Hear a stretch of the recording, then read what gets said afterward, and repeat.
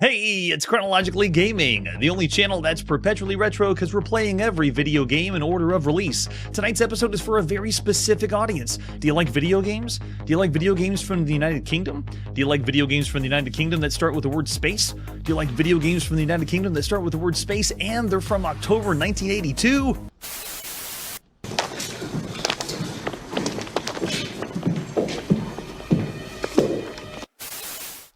Because that's what we're doing tonight. It's all space games from October 1982. We were last playing Space Ace, and let's see what our next game is. The next game is Space Hawks for the BBC Micro. Let's check it out. Here's the cassette for Space Hawks. Majority of the games we're playing are going to be cassette, and wow, that front of the box is, I think, one of the best I think I've seen on the BBC Micro. Some of the other companies that do BBC Micro games, they're putting a screenshot on the front, but this is artwork. It looks like a futuristic hawk made of a robot material. So cool. So this one is the 32K version of it, and there you can see it's just the cassette case from Computer Concepts, and I believe this is the very first Computer Concepts game we've seen so far. What other artwork do we have for Space Hawks? I love the artwork though. Already right off the bat looks good, and then we just have an example of the screenshot. All right, let's pop it and play Space Hawks. This is by Paul Hiscock at sometime in October 1982. Way to go, Paul. There it is, POM software. And you can see the controls are X and Z to move right and left, and then return to fire. So pretty simple controls. I think we can handle it. This is our 33rd game we've played on the BBC Micro. Ready, set, go.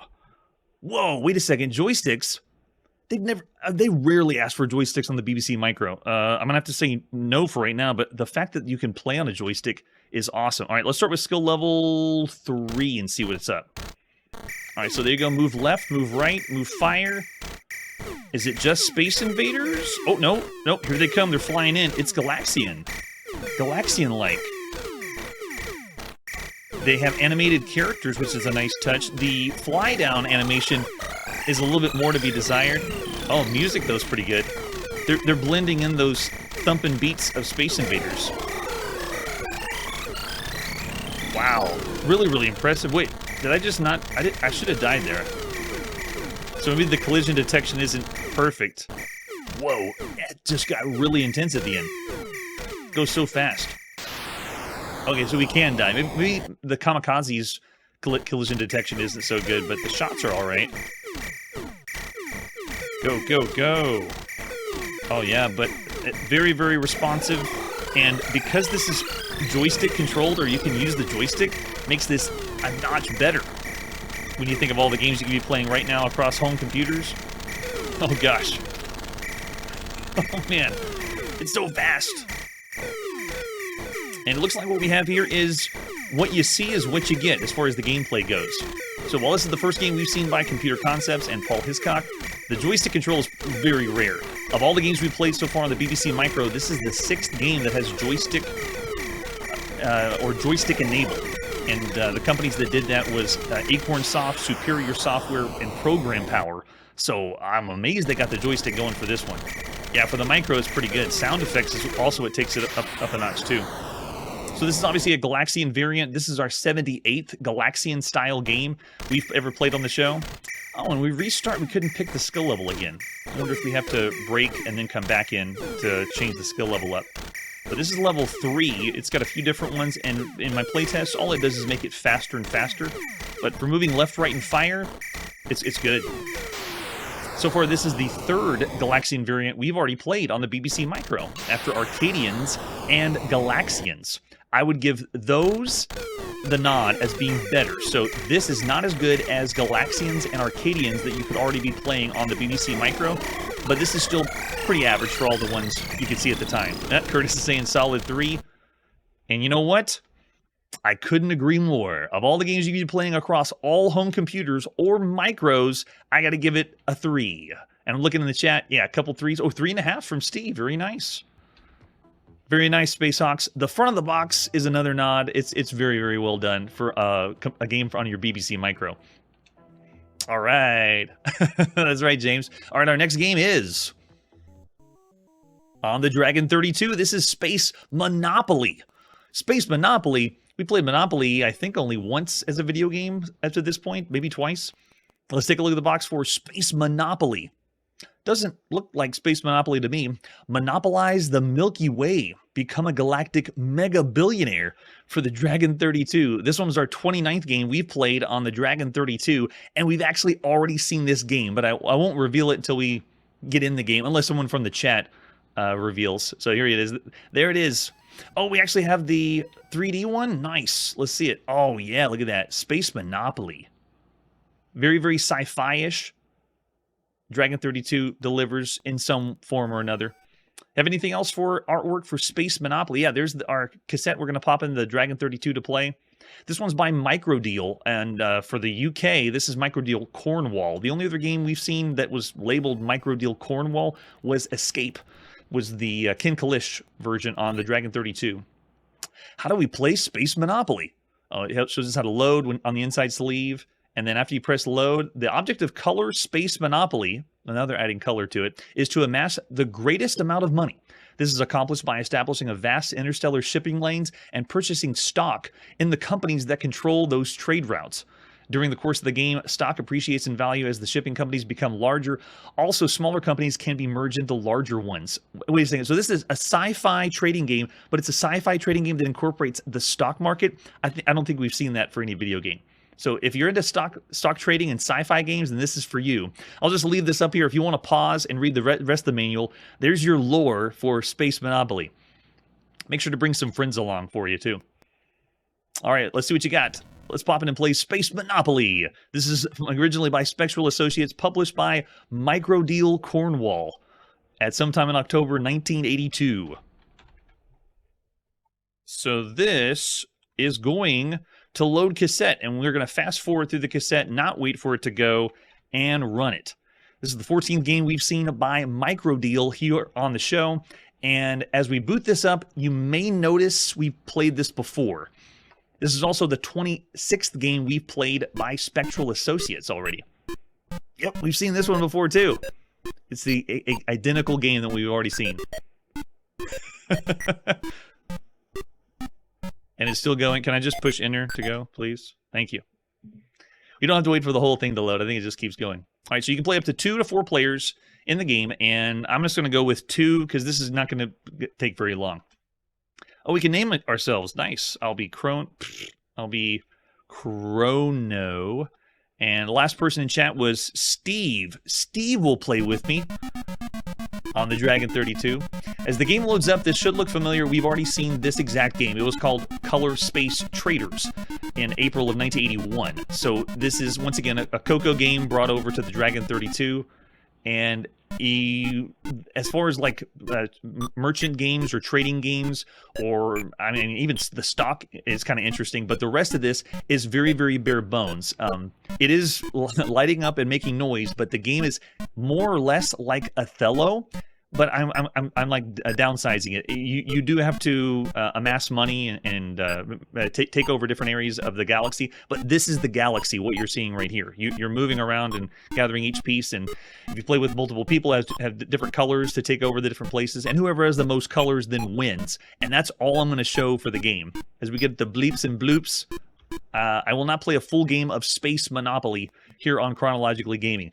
As far as video games go that you could be playing right now, there is better space trading games, merchant games, and while the last 2 games, Color Space Traders and this one, we didn't play very long, it's still, there's much better games that you could be playing out there. I want to rate this the same rating we rated on the TRS-80 color computer in 1981, and that's 1.5 stars. I would say this is bad, considering the other games that you could be playing of this caliber or genre.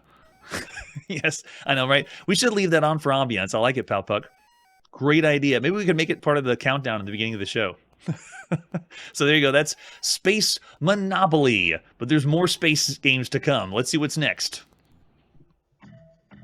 Yes, the Micro from the United Kingdom, as if there ever was a Micro. The Sinclair ZX Spectrum. This is Space Raiders. Let's check it out. This should be not be confused with Space Raiders, on the Apple II from United Software of America in August 1981, or Space Raiders on the Coco by Mark Data Products in March 1982, or Space Invaders, because I think there's another term for that. It also shouldn't be confused with Space Raiders on the Emerson Arcadia 2001 in June 1982. That was a shoot 'em up. So we have a Space Raiders on the Coco that was like Space Invaders, and then we have a Space Raiders on the Arcadia home console that was a shoot 'em up. This one is a completely new game. This is Space Raiders by Scion Software. Front of the box is excellent. Way to go, Scion. But it already looks Space Invader-ish. When all the ships line up like that, it just gives me the feels for that. This is our 105th game we've played on the Sinclair ZX Spectrum. This is a computer that came out this year, or at least mail order in April, and we already have played 105 games for it. Just amazing. Your skill is all that's stopping successive waves of aliens from destroying Earth. Use your gun base to attack, shelter behind buildings, move out and blast the passing alien spaceship. Full color, high resolution graphics with sound. We're getting a little kind of old hearing the high resolution graphics. I understand on the Apple II, but Sinclair ZX Spectrum, I don't know if you can say that, but we'll see what happens when we boot it up. What other artwork do we have for Space Raiders? There's our box. We have the cassette that we're going to pop in our ZX Spectrum to play. So cool. Scion Software and Sinclair Research, I believe, gets us this one. The manual we have is just a homebrew manual defending the Earth with our gun base from attacks of aliens. Shows us how to load them up and then explains the controls, I believe. There it is. So the controls are Z and X to move left and right. And we're going to see those controls on micros for a while. And then space to fire. I think I got it. At least for the keyboard. So there's lots of other versions. Sinclair Research did all the versions that we can see there. Let's play some Space Raiders by Scion Software, published by Sinclair Research at sometime in October 1982. This is the 14th game we've seen. Whoa, wait a second. Wait a second. It's working with a joystick. Whoa, hold on. Hold the phone. This has a joystick plugged into the ZX Spectrum, and it's working. I thought it was going to be keyboard controlled only, but we have a joystick on the ZX Spectrum. This gets tons of brownie points because a lot of these games we've been playing with keyboard only, and it's that chiclet keyboard using the cursor keys. This is using the joystick. And oh, it's Space Invaders if there ever was Space Invaders. Here, let's get the outside line here. All right, so like I was saying, this is the 14th game we played that is by Sinclair Research, and the 11th game by Scion Software. But man, oh man, this is definitely Space Invaders. Your ship's a little wide, and so it makes it slightly challenging. But sound effects and color are good. Oh, I can't believe I missed that one. Let's see. I want to get the outside.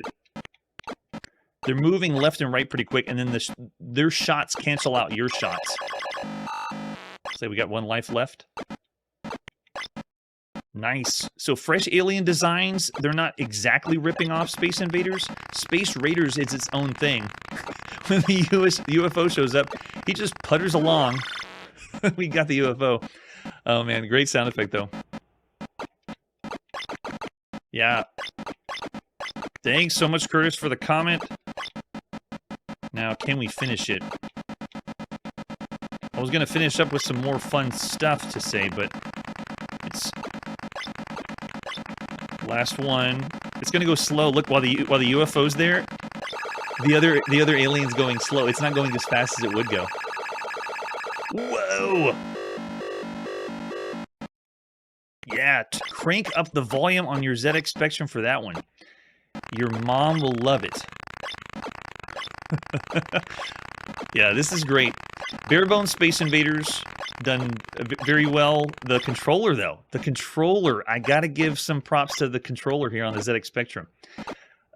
Space Invaders is nothing new. This is the 97th game we've played on Chronologically Gaming that is like Space Invaders. Not to be confused with official Space Invaders. I'm talking 97th game that is like Space Invaders. That's how many games look and play like Space Invaders. But I mean, to be honest, Galaxian was like Space Invaders, and all the Galaxian games that are like, I mean, Space Invaders is the granddaddy of all shooters. So there's tons and tons of games we played that are pretty close to this. Here on the ZX Spectrum, we've already played some Space Invaders games. Alien Command was one that we played. We gave that one a pretty low rating. Space Intruders was the other one, and that one was slightly better than Alien Command. And then Spectral Invaders. I would say of all the games you could be playing right now on the ZX Spectrum that are like Space Invaders, oh, we can hit the fire key? What? The joystick. And not only any joystick, this is not using the cursor joystick. This is the very first game we played on the ZX Spectrum that's using the Sinclair joystick. It's crazy. And it does play and work really well.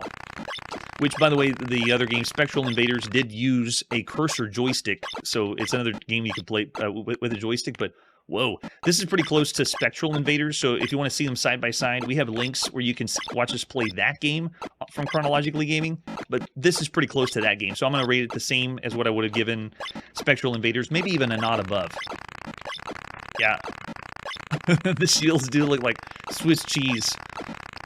Man, but the joystick is what's really so impressive about this. And it is Space Invaders, and maybe, just maybe, this was the first time you were introduced to Space Invaders. Was Space Raiders your first Space Invaders experience? All right, so of all the games you could be playing across all home computers all over the world right now, there are some Space Invaders style games I've rated around the average range, and I'm still going to do the same. This one is very well done, but it's still very average if you consider all the other games up to this point. So I'm going to say 3 stars. Usually I'd say 2.5 for Space Invaders games, because, you know, even the bare bones Space Invaders games, but I'll say 3.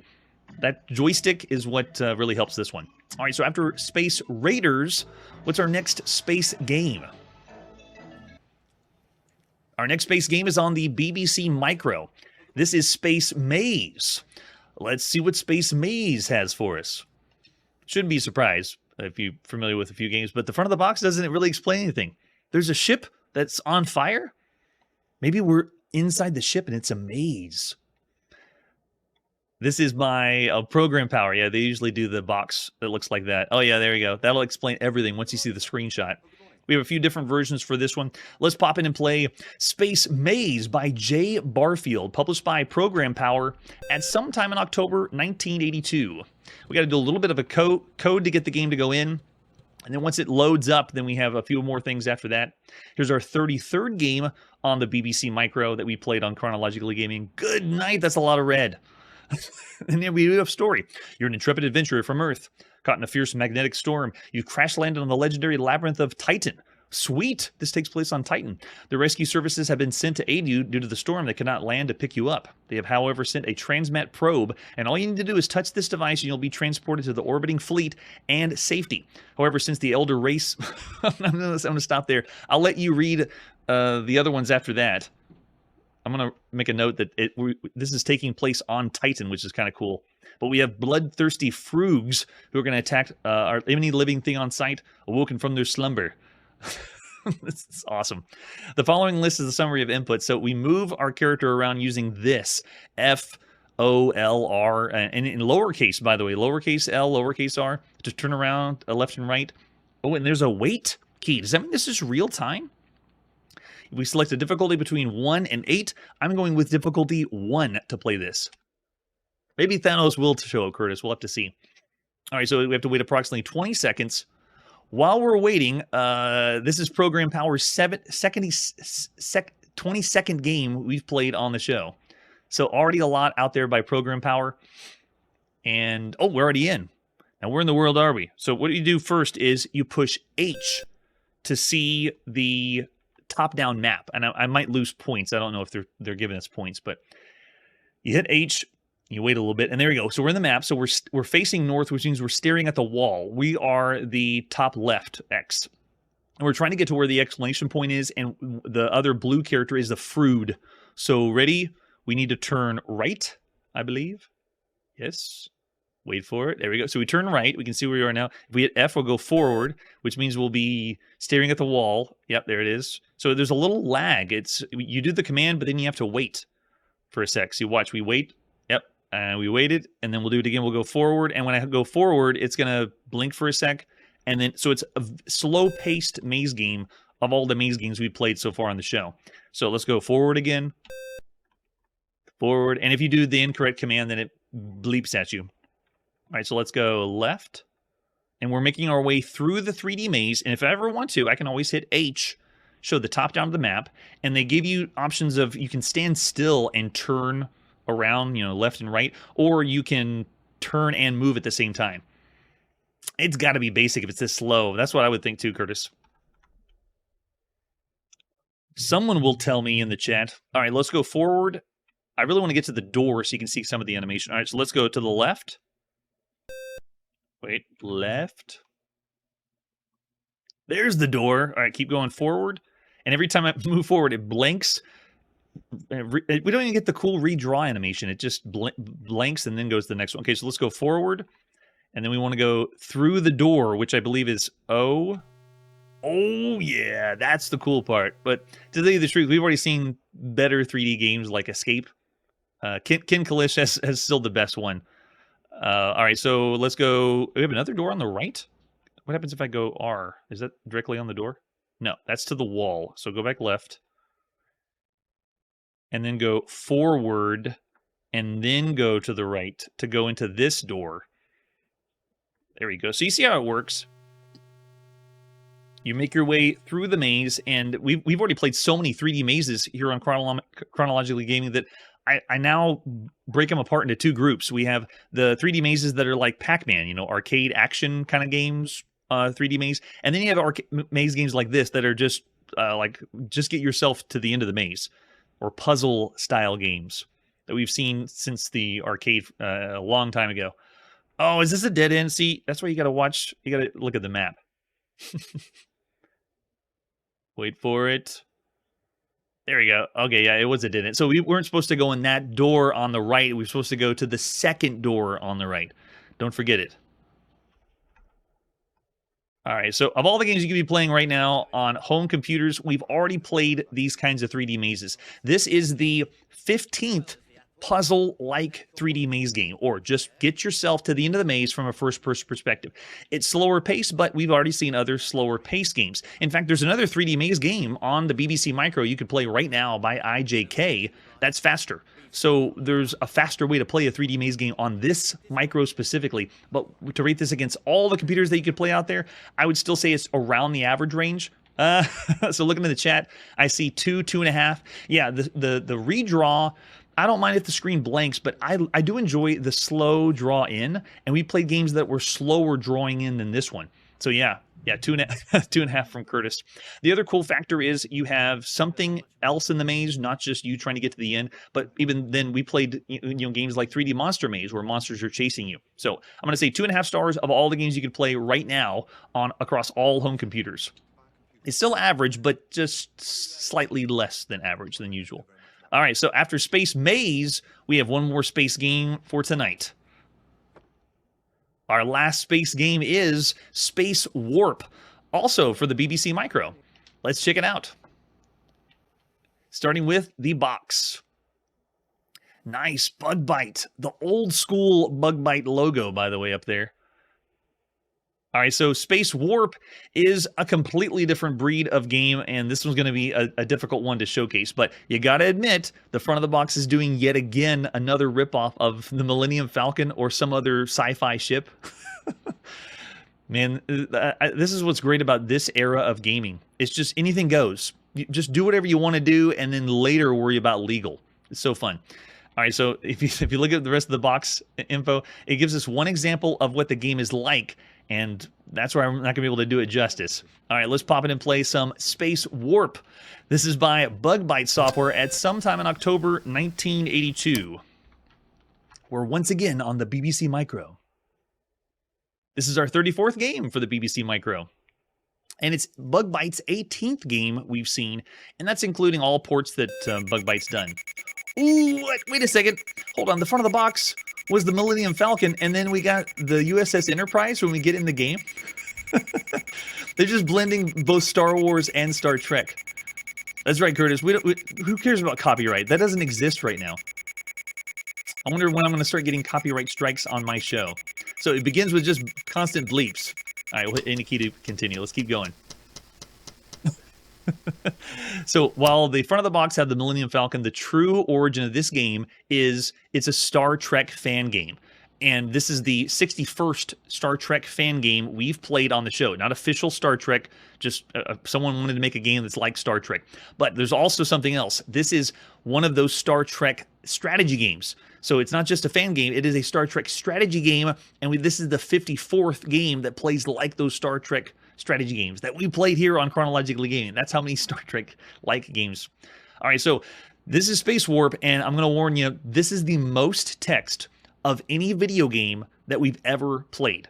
Like when we boot a game up, sometimes it has a few screens of text. We understand if you don't have the manual, you want to read through the game. This game takes the cake.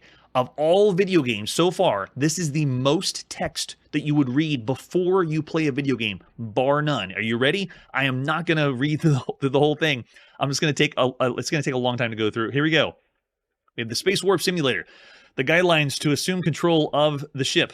We have the scenario selection. It explains all the different scenarios. The scenario 1, Scenario 2, the Romulan incident. Scenario 3, the Great Galactic War. Scenario 4, the piracy outbreak. Scenario 5, so you have 6 different scenarios that you'll choose from the outset, and it explains all 6 scenarios. And then it shows you all of your opponents. You'll have Klingons. That's right, they're not shy of using actual Star Trek terms here. They have Klingons here. They explain what the Klingon attacking is like. They explain what the Romulans are like. If you encounter pirates, what pirates are like. It explains how to operate your starship. You use dilithium crystals. Yes, it's so Star Trek. it's saturated in Star Trek. It explains the different systems you're going to use on your Star Trek. The battle computer, the warp engines, the impulse engines, the scanners, the damage control, life support. It explains your weaponry, the phasers, photon torpedoes, the ship's computer, the helm control, the battle stations display. You have 6 different shields. It explains how the phasers work. It explains the status codes when you're going to see on the screen. It explains all this and the movement, docking with star bases, your scanners, what the helm scanners like, the battle display status, the points, how you rack up points in the game, the helm console. Can you believe this? This is the most text of any video game we've ever seen on the show.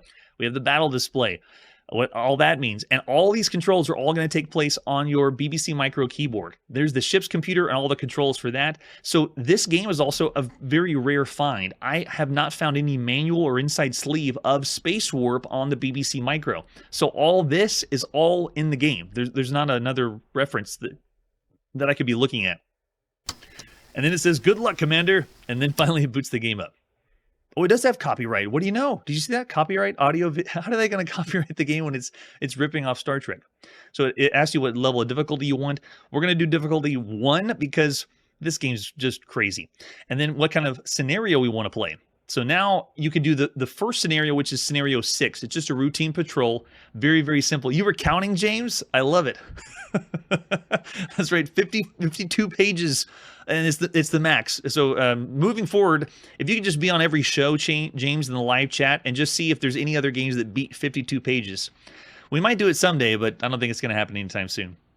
All right, so I'm going to go with Klingon Invasion because I'm not going to go very far anyway. This requires lots and lots of prep time to actually get a good idea of how the game works. It does use the arrow keys, the cursor keys of the BBC Micro to navigate, and then all the other functions of the ship's computer, and that's all the different the helm, the battle stations, and the ship's computer all use the function keys of the BBC Micro. Here we go. Yes, we'll hit any key for sure. Look at that. Just tons and tons of stats. So as you move around, it begins with the cursor keys, able to move the cursor around slowly. And this is how you go from one place to another. And then when you want to switch to different views, you can go between the helm, battle station, or the ship's computer. And then you do what you do with other Star Trek games. You warp to other sectors. You fight the Klingons or Romulans or pirates like they described on the 52 pages. You fight them. It's strategy only to move around. So as far as the action in battle, the battle takes place with, I believe, turn-based. But to find someone that's played this game and actually understood the concept is so rare. So this is a very rare sight to be able to see this game, but to be able to play it in its entirety as you would in 1982, that's very, very difficult to do. All right, so of all the Star Trek games we played up to this point, There's 54 that we played here on the show. Some of the best so far have been Galactic Attack on the Apple II, Star Trek 3 on the TRS-80 color computer, Video Trek 88 for MS-DOS, which I would say is the best way to play Star Trek right now if you have a IBM PC or PC booter. So this is good. This is a very good with the scenarios, and you can see how much complexity it had based on the 52 pages, James? All that shows how complex the game is. But yes, right now it's showing black and white because we're on this video mode mainly. When you switch to the other ones, it does switch to color. So there's different video modes it's going to switch between based on what scanning you're doing. So a very, very difficult game to showcase here on Chronologically Gaming, and because it's one of those games we could be sitting down for hours figuring out how to play. So it is impressive still. Of all the games you could be playing right now, it's rough because it is a Star Trek strategy game. We played plenty of those. But yes, yeah, this would be really, really nice. If you owned a BBC Micro, this would be your de facto way to play one of the Star Trek games. Charlie's even throwing out 4. I love it. So because we don't have a lot to go on of what it's really like to play and dive into the game, I'm already seeing 4s thrown out in the chat. That's nice. I'm not going to be as kind unless someone wants to come with me with a video or some description of how the game works, all the different game modes, and how well it works. So I'm actually going to say 3.5 stars. We booted it up. We have an idea. We took a look at all 52 pages that you could pause through, but Spacewarp is a game that I would need to spend more time to really give an accurate rating on. But I really enjoyed the 4-star ratings from the chat. That's pretty fun. All right. So from one UK Micro to another, it's time to put our quest to play every single video game on pause. But you got to turn into next episode. Our next episode on Chronologically Gaming, we're playing a game called Snake that is not a Snake game. And for the first time, we're going to play a combo pack that has Frogger on one side of the cassette and Pac-Man on the other. I'm not saying it's a game that blends 2 genres. I'm saying you get 2 games in one. You get Pac-Man on one side of the cassette, you flip it over, and you got Frogger on the other. Is it going to be a dream come true? You'll have to tune in to find out. That's it for today, and like I always say, let's keep these games alive. Hey everybody, thanks for checking out the channel and joining me on my quest to play every single video game in order of release. We'll be streaming live every weekday at 9 p.m. Central, so join us and let us know if we missed any games along the way. This video would not be possible without Launchbox, RetroArch, and MAME. Tell all your friends there's some crazy guy named Chronologically Gaming trying to play every single video game. We have links down below that'll send you to places like our Discord and Patreon, and one that says all the video games we've ever played. If you go there, it's a list of everything, and you can click right to the game you want to see. Chronologically Gaming is the name to look for. We are perpetually retro, and we will catch you next time.